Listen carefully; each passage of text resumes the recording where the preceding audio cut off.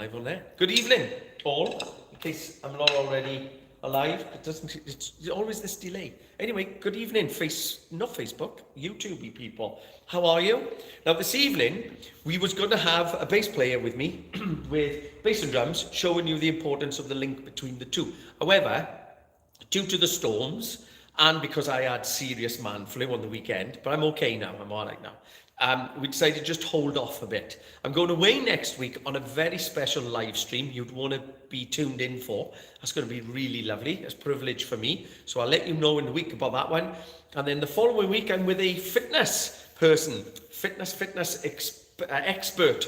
And we're going to talk about health and well-being with drumming. And then we flip over then to the bass and the drums as well. Loads and loads going on. We will explain in the coming weeks about what's happening here. But in the meantime, what I thought we would do this evening is to discuss your snare drum and the angle in which your snare drum may be or should be. I've changed mine. I used to have my snare drum dead flat and I was rim shot like a good one.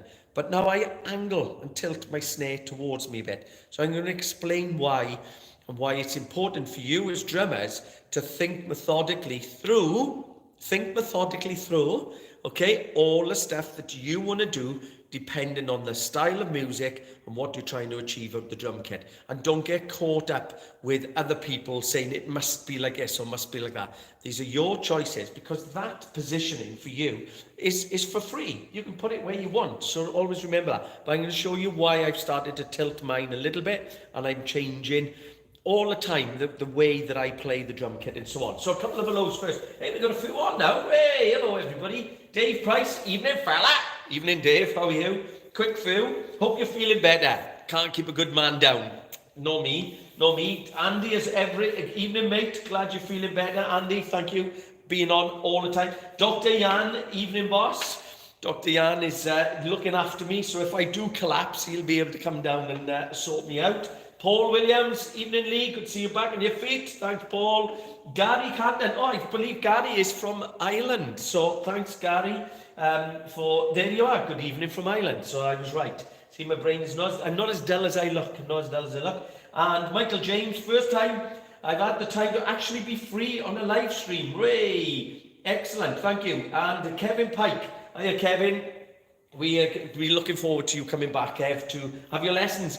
We appreciate so many people are so busy with their lives and work and everything. Sometimes fitting lessons in can be difficult. But anyway, let's talk about this. Again, all these videos are to encourage you to think about what you need. Don't get stuck by all the masses of everyone telling you what to do. Right, so I'm going to talk about this first of all. This is what we call a matched grip, and anyone who has lessons with me knows that I tend to discuss this. And this is what we call a traditional grip. Thumb up like that, thumb up in the air, put that in, touching the fingernail area there, bring the finger over. You've got to be careful with that one, you don't be rude to people, but basically that. And it is a curve to the drum like this. So where did that come from? And where did that come from? And by the way, my daughter's off this week. She's done so good on my website. She's having a break, having a week off. So she's not doing camera or anything. This is Nick. Nick who is working in there. So say hello, Nick. You see his thumb sticking up? Anyway, watch you don't cup your nose now. So that is Nick on there. So anyway, say hello, Nick. Hello, Nick. There you go. Excellent. Nick, and Nicky. So in case you don't know, because this obviously is going out on YouTube as well, that's called matched grip because it matches. That's called traditional, orthodox, traditional grip. So why do some drummers play like that? And why do some drummers play like that? A lot of stories go that is for rock music, and this is for jazz, this is for light, this is the proper grip, that's not the proper grip, and so on. It actually comes from old times when men went to war and they took the drummers marching. So what you'd have is a marching snare drum, which is quite a deep snare drum in this tradition. Strap it over yourself and then you would play. So if I put a drum right here, boys and girls, a marching snare, and I do this 20 past and 22, nice and lovely like that, and I look forward, that's great. If I was to stand still, that grip is really, really good.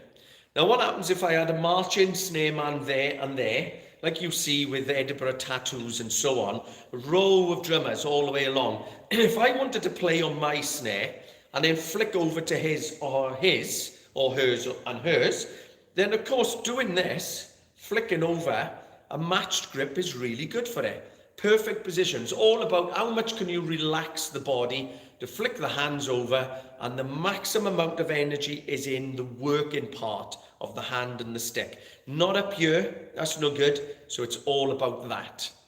Now, if I'm standing on a floor and I'm just playing my drum, that's one thing.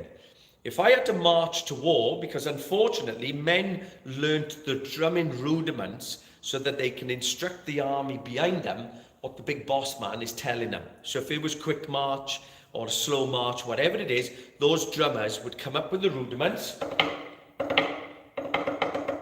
So whatever they would be, they would come up with those rudiments, the drummers would play, the army would then move according to the drum. So who got shot first? The drummer. I always remember Steve White as well doing that in the clinic. So it's very true when I did my research.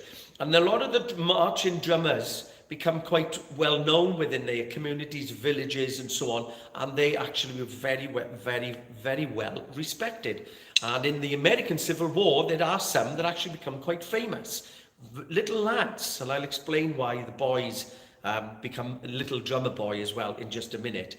But they had a second job, just to stand at the side. They had a secondary job as well, and that was to help the medical staff in the war. So when men went to war and they had their arms cut off and whatever, after they'd finished with the drumming, they would run back and forth quite often, dragging men into the tent to try and have them fixed and patched up. So not an easy job, but it is the true reality, unfortunately, of war. So that's where it came from. But if I was to walk down the street, if I guarantee I'm on a perfect flat plane, I can carry on doing that because I can trust the floor underneath me is perfect. What happens if I'm marching through a field and we got to go to war and the castle is all the way up there, or the battlefield? Now I got debris and trees and shrubs and all sorts underneath me. So the drum becomes a problem because it's underneath your line of sight as you're looking down. And it can be also awkward because if you're moving your knee up and down, traditionally a marching snare is quite deep, then it's going to be cumbersome and awkward. So the reason for this grip was simply that what some decided to do is to shift the drum to the left.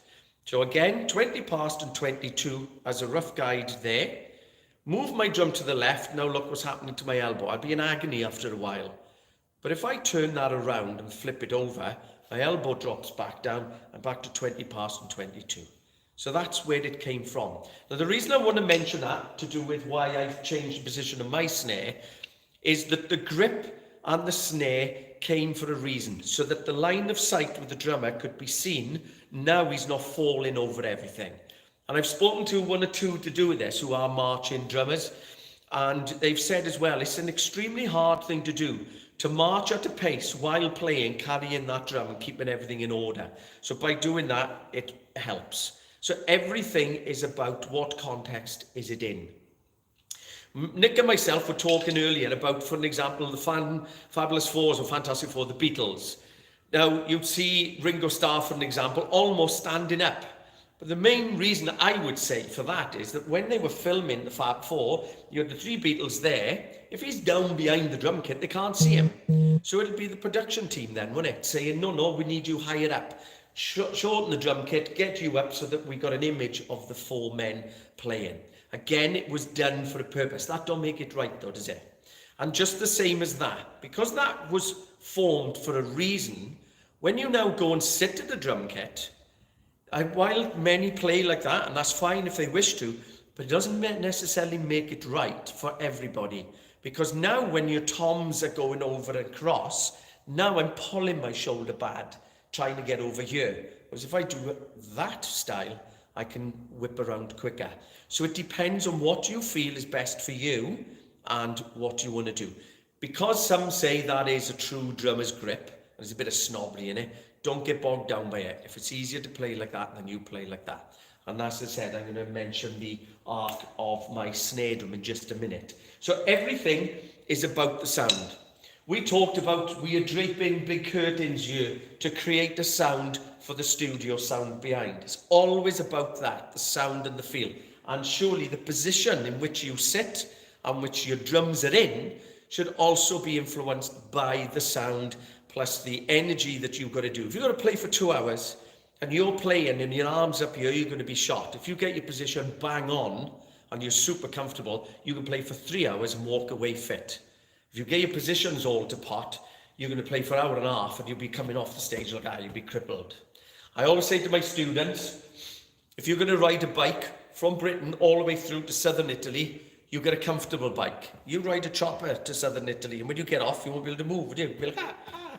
So think about what is best for you. And one more thought on that. Michael, good evening. Paul Edger, good evening. And David Price says, hiya, Nick. And Nick Hallam says, evening all. So a few more on. Thanks, guys. Good evening to you. Still cold in Wales. So what was I talking about? Guitarists. That's what I was going to talk about. Same again. I remember the Ramones, they'd play all the way down there, wouldn't they? Because they would punk and all the rest of it. And then you see others that play all the way up here. But surely, if you play guitar, you've got to find where you're most comfortable with the guitar. That would make sense if I was a guitarist. I wouldn't copy someone else because it suits them and then I'm in agony with it. So don't do that with the drums. So let me explain why as well about the sound. Nick is going to come around here with me. Oh, before I do, new stock in. So we got lovely, look at them, blue, grey, black and green, ready for summer. New stock in. We sold out. Oh, one more. Hiya Josh, how you doing? Nice one, Lee. We'll have to book a few lessons with you, mate. Always enjoy live streams. Thanks, Josh. Yes, we will do that. If you want some lessons, guys, to encourage you when you've hit the wall, whoops, then you come and see me because it's always enthusiastic here.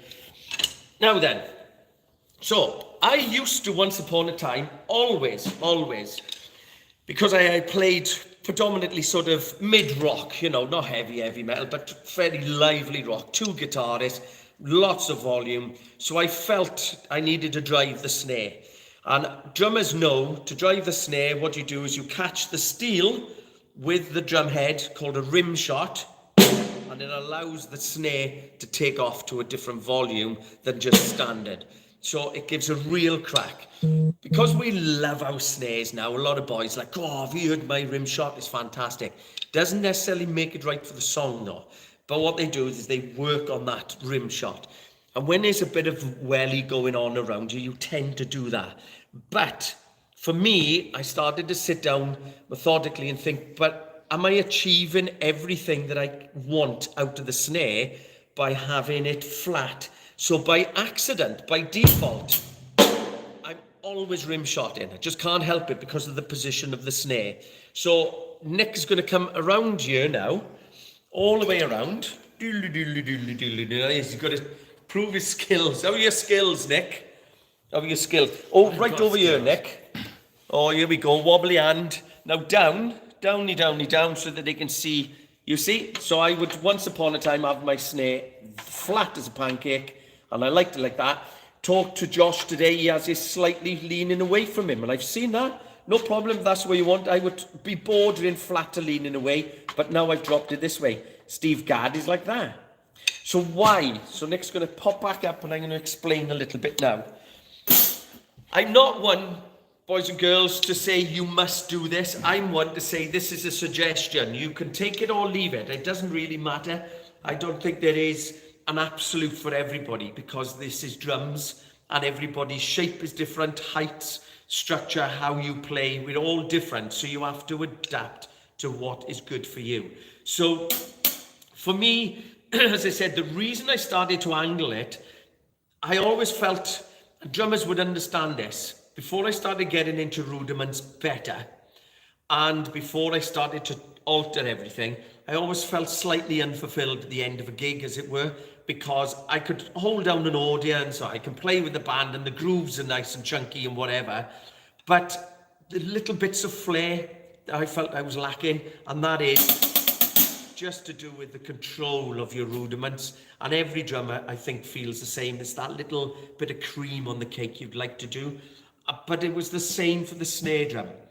By having it flat and rim shotting, how many sounds am I getting through a whole night? One sound. That was it. Whack, whack. It's the same sound continuous. I might love it, but those out there may not. So when I started to change again and think it through, I started to develop whether I want to change the sounds on that snare drum. So now I've got the edge, I got the middle, I got the rim shot, click obviously, but for me, alright, so I'll go back of that again. It allows me,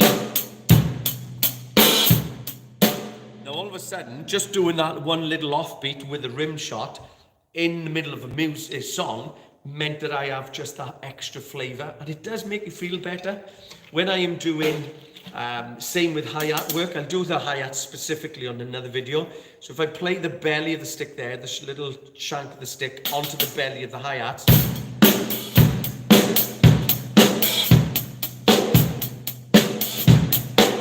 so I can start choosing angles. Obviously it's difficult here because we haven't got the mics properly registered yet, which we will do.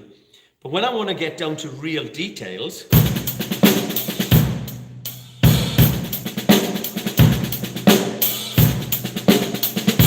that's when I started to realize I can do so much more with the snare drum. So I'm not saying that you must do anything. I'm just saying if you sit down and you think, I want to take my drumming into a different place, you have to think about your positions, you have to think about your style, you have to think about the hands, everything. How are you holding?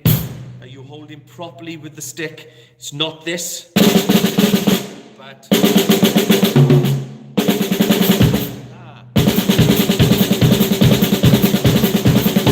see? So it's all about that. If I want to do a train beat, see, so I can take 2 bullet shots then, can't I? I can add them in when I choose. But when I was flat, I was leaning over to try and do that. And then as I was relaxing into the song, I just kept rim shotting constantly. So that's, for me, why I decided to change. A little bit quicker. And it may be that it's not the style, you don't want to do that sort of thing, but it's worth looking at. And the other thing to consider, when you sit here, on a drum kit, same with the toms. Everyone's now going for flat toms. And what I found is awkward for me personally is then I'm sort of compensating my shape because the toms look groovy when they're flat. My floor tom is lower than my snare because as I'm playing here, I drop down onto the floor tom. Suits me. But I thought of this as a giant circle coming up over my head. And if I had a tom, a snare here, a tom there, a tom in front of me, and I keep going, where would my hands want to be? I would draw a natural circle. So what I decided to do with my toms is not stress out about the latest fashion being flat. I don't particularly care whether someone thinks, oh, that layout looks not right. I'm 1, 2, 3, 4. So if I'm playing something that I want to do quite quick, then that's there waiting for me. So it's almost shutting your eyes and going, there, that's where I need it to be. The center of my drum needs to be right there, so I can be as quick. So I don't have to do anything there. And also if I am doing, see, I'm not stretching, leaning, pulling myself. I can concentrate more on the diddles and the feel of what I'm trying to achieve because the drums are sitting exactly where my brain needs to be. So I hope that sort of helps you to, again, encourage you, do what's right for you, think it through, close your eyes, elbows down. So I tend to say to students, elbows down, I can't do in my kit here, draw an arc as it were, drop your hand over. So I got a small gap, about the thickness of a stick here, so I can tap or I can rim shot within a second with no energy at all. Now, from there, again, I shut my eyes and I drop down. And that's where I'm most comfortable. So I'm going by feel, just drop my stick, feel as opposed to vision. And if I keep doing that, that's there, here.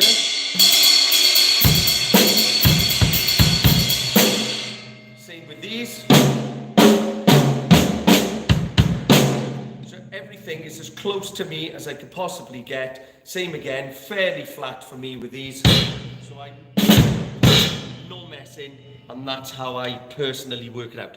The only issue you've got as a drummer, your configuration of how many drums, what size your drums are, means you have to sort of compensate what is perfect in place to what size. This is 22-inch ride, so it pushes it slightly further over to my right than I would like, but I can manage it. And then this, because I like this triangular form here, this tom is slightly further to the left than I would like, but again, I can manage it. I just compensate ever so slightly. So it's all about that, guys. And one thing I'm going to mention, but I'll do a separate video on it altogether. I play a lot of open. Because I play lots of open drums, then it means that my hi-hats come down more than I would do if I didn't play. And I only played that way. I'd probably be more there. But I can't take them all the way down because I do use both. So I've had to learn to sort of compensate somewhere in the center that my brain can manage that, but it can manage that without losing too many sticks. And the journey along the way, yes, I've thrown sticks everywhere, but eventually I've learned that's my best place. So that when I'm playing live and I'm trying to entertain people and I mess around by spinning sticks or whatever I feel like, then I know everything is as good as it needs for me. I'm not particularly interested in what every other drummer's opinion is. It's about, do the band get a good feel from my drum kit when I'm playing with them? And to do that, that's the position that it works out for me as best. And then 4 hours late, I'm still like, yes, come on, we can do it. Love it, as we all do. So, hopefully, another shortish video. I'm going to say hello to 1 or 2 more. So again, that's what it is for me. Sit down, do what's right for you, think about what's right, but think always for the music and the style in which you're playing. And don't go by fads. What a shame to have one sounder to your snare drum. You see, bit of dampening on one song, rim shots on another, no rim shots on another, take your snare off on another song. There's so many things you can do with the snare drum. So position it right to suit you. And whatever grip you wish to use, it's your call, guys. Don't get stuck, by the way, that you were taught one thing. That's caused a lot of people many issues in life, in history, haven't they? They've been brought up in one place or another and they stick with tradition. It's not always the best thing to do, if you understand what I mean. So there you are then, newish pearl rack stands. If I had a rack, then yes, I would absolutely waste money on them because they look cool, aha. Yes, Michael, however, the beauty is with the rack, as we know, is that it allows you so much more in the way you position. Look, curves, we all like curves, don't we? Curvy stands, fantastic, isn't they? So I hope that makes a little sense. I am sticking my neck out a little in places, guys, to just say to you, go and do it. Do exactly what you want to do for the sound that suits your band. And if someone criticizes, one last thing, I had a customer in today and he was saying, he's been to somewhere where one of the audience has gone up to the drummer and said, you're not very good. I mean, honestly, get a life, innit? If someone ever does that to you, don't worry about it. You're the one who's getting paid. You're playing. So who's better? If I came to see you to criticize you, but you're the one who's playing, so you're the better drummer than me because you're there. I'm not. I'm sat there. Don't make sense. Right, boys and girls, I'm going to go now. How long have we been on, Nick? 25 minutes. Oh, that's not bad. That's, I tell you what's not bad. Rambling on for 25 minutes without a single script. Like the thing, all off the cuff. It's because down there's for dancing. Right, guys, I really appreciate you all being on. I'm going to try and grow this. You've got to be on next Monday with me, and you've got to spread the word. I'm with Mr. Yard. I'm going to explain a bit more next week. Yeah, we're talking Steve Gadd's drum tech here, but not just that, loads of it. But I want to speak to Yard about things that he knows, the importance, because he's got a really good knowledge upstairs. We're going to talk sense with him. So join in next week. I will see you all soon. Thanks very much, and just keep drumming. Whatever you do, keep drumming. And buy your hat from us. Buy your hats from us. See you soon. Take care all. Ciao.